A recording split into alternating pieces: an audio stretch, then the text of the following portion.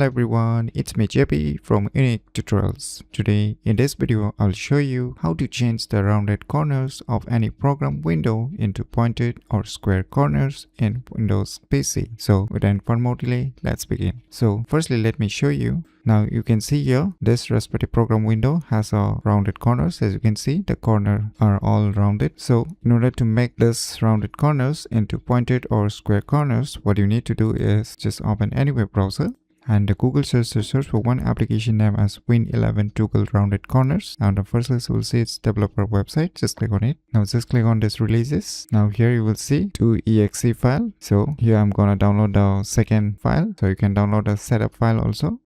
So finally the file has been downloaded. So let me go to the folder where it is being downloaded and let me close this web browser. Now just right mouse click on it and click on this run as administrator. Voila, now you can see this respective program window corners are showing as a pointed or square corners. As you can see earlier it was a rounded corners. So you can see here. So let me open a different program.